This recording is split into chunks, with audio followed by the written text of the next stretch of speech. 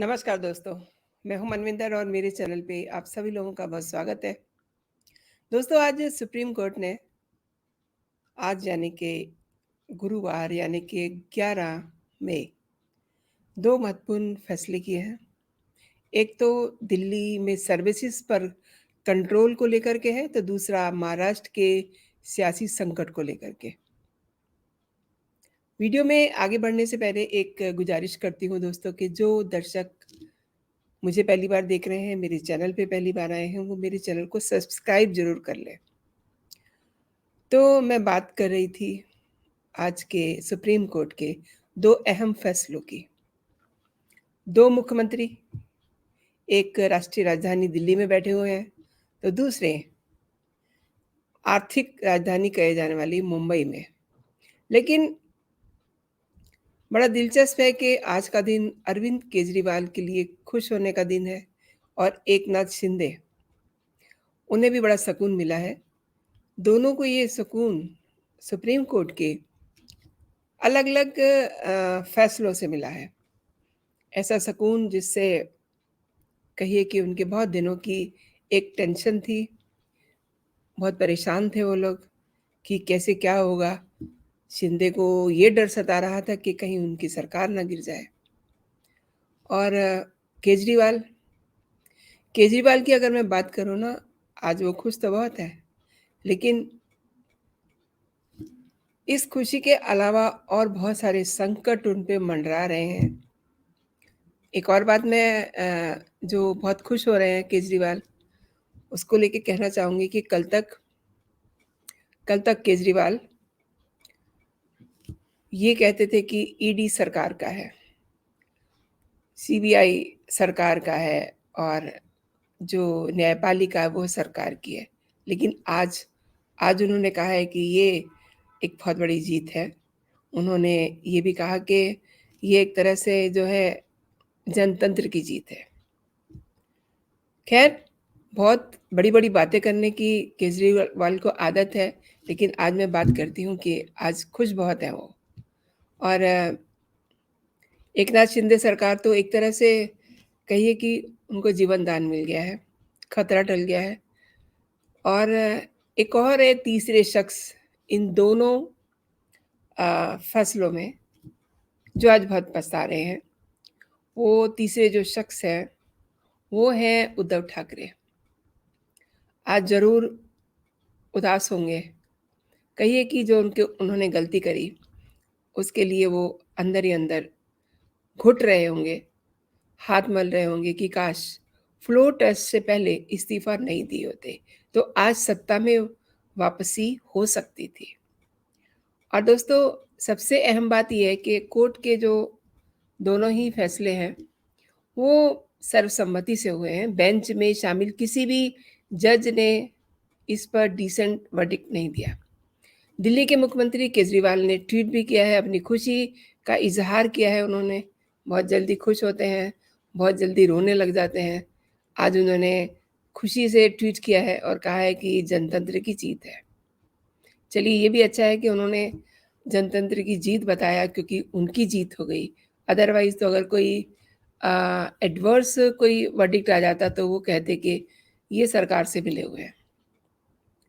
उन्होंने अपने ट्वीट में कहा कि दिल्ली के लोगों के साथ न्याय करने के लिए माननीय सुप्रीम कोर्ट का तहे दिल से शुक्रिया। इस निर्णय से दिल्ली के विकास की गति को कई गुना स्पीड मिलेगी और और भी उन्होंने बहुत सारी बातें कही हैं। मैं आपको दोस्तों बता दूँ कि दिल्ली में एलजी बनाम सरकार, इनकी जो लड़ाइयाँ हैं चलती रहती हैं। अभी भी बहुत सारी इनकी लड़ाइयाँ बाकी हैं, जिन पे नतीजे आने बाकी हैं। सर्विसेज पर कंट्रोल को लेकर के एलजी और सीएम में खींचतान बड़ी आम सी बात हो चुकी है। लेकिन सुप्रीम कोर्ट ने अपने फैसले में ये साफ कर दिया है कि land policy of land and order से जुड़ी सेवाओं को छोड़ करके सभी सेवाओं पर दिल्ली सरकार का ही नियंत्रण रहेगा, यानी कि केजरीवाल बॉस रहेंगे। इसमें इंडियन एडमिनिस्ट्रेटिव सर्विसेज भी हैं। इस तरह अब दिल्ली सरकार को अधिकारियों के ट्रांसफ़र, पोस्टिंग का भी अधिकार मिल गया है। और दोस्तों, आप जानते हैं ना कि ट्रांसफ़र और पोस्टिंग का जो खेल होता है, वो बड़ा मुनाफ़े वाला होता है। अभी तक दिल्ली के अफ़सर सीधे एलजी को रिपोर्ट कर रहे थे और अरविंद केजरीवाल अक्सर ये आरोप भी लगाते रहते थे कि कई अफ़सर मंत्री के बुलाने के बावजूद भी मीटिंग में नहीं आते हैं। इसीलिए मैंने आपसे कहा ना कि आप लोग बड़े खुश हैं। और सीजेआई डीवाई चंद्रचूड़ की अगुवाई वाली 5 जजेस की बेंच ने एक मत से ये फैसले सुनाए और कहा कि चुनी हुई सरकार के पास प्रशासन पर कंट्रोल होना चाहिए। यानी कि जो सरकार चुनी हुई है उसी के पास एडमिनिस्ट्रेटिव कंट्रोल भी होना चाहिए। और बेंच में सीजेआई के अलावा जस्टिस एमआर शाह, कृष्णा मुरारी, हेमा कोहली और पीएस नरसिम्हा शामिल थे। बेंच में 2019 में जस्टिस अशोक भूषण के सुनाए फैसले से असहमति जताई, जिसमें उन्होंने ये कहा कि सरकार के पास सेवाओं को लेकर के बहुत सारी शक्तियां नहीं होंगी। खचाखच भरे कोर्ट रूम में सीजेआई ने ये फैसला सुनाते हुए कहा कि लोकतंत्र और संघवाद संविधान के मूल ढांचे के हिस्से हैं। और सुप्रीम कोर्ट ने जो फैसला दिया उसमें कहा कि अगर अफसर मंत्रियों को रिपोर्ट करना बंद कर देंगे तो सामूहिक जो एक उत्तरदायित्व होता है उसका सिद्धांत प्रभावित होगा।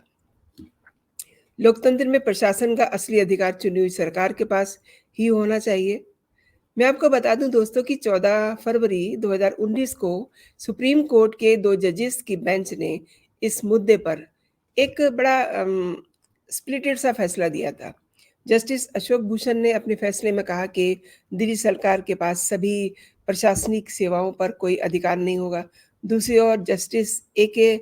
सिकरी ने इसके उलट फैसला दिया कि 2 जजों की ये बेंच थी और दोनों ने ही अपने फैसले एक दूसरे के विपरीत दिए।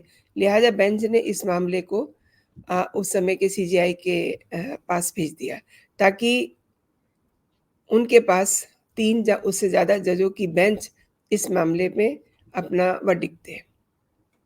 अब मैं बात करती हूँ महाराष्ट्र सरकार की। तो महाराष्ट्र के मुख्यमंत्री एकनाथ शिंदे इस वजह से खुश हैं कि उनकी सरकार यू नो बच गई।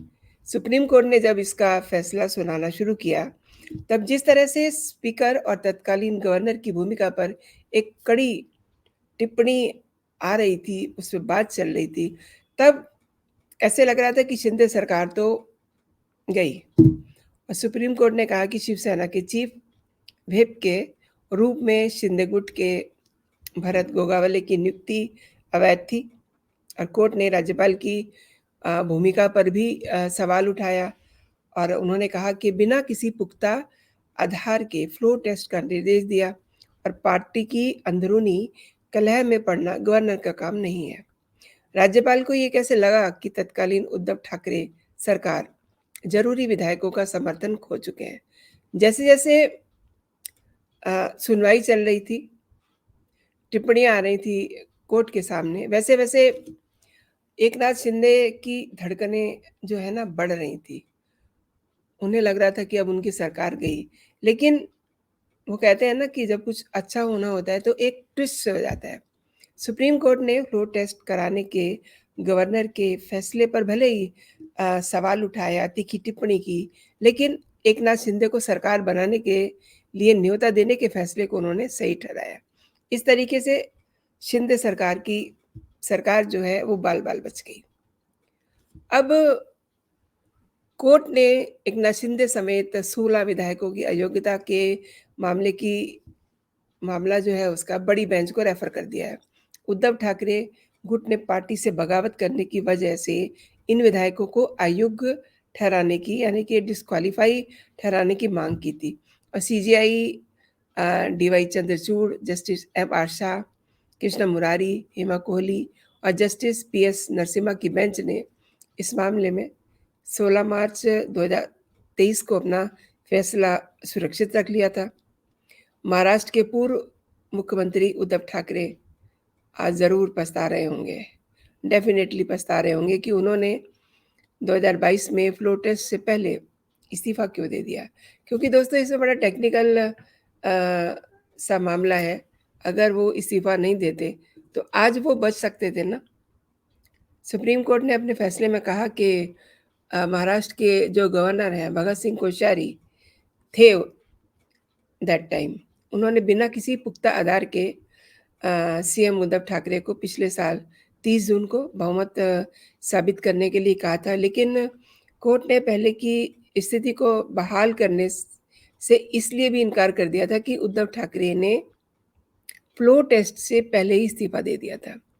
और चंद्रचूड़ की अगुवाई वाली बेंच ने ये कहा, सदन में बहुमत साबित करने के लिए गवर्नर का ठाकरे को बुलाना ठीक नहीं था, क्योंकि उनके पास मौजूदा सामग्री से इस नतीजे पर पहुंचने का कोई कारण नहीं था, कोई वजह नहीं थी कि ठाकरे सदन में बहुमत को खो चुके हैं। हालांकि जो पूर्व स्थिति बहाल नहीं की जा सकती थी, क्योंकि ठाकरे ने फ्लोर टेस्ट का सामना नहीं किया और इस्तीफा दे दिया था, इसलिए राज्यपाल का सदन में सबसे बड़ी पार्टी के कहने पर सरकार बनाने के शिंदे को आमंत्रित करने का फैसला सही था। यानी अगर उद्धव ठाकरे फ्लोर टेस्ट से पहले इस्तीफा नहीं दिए होते, तो आज उनकी बहाली दोस्तों 100% हो सकती थी।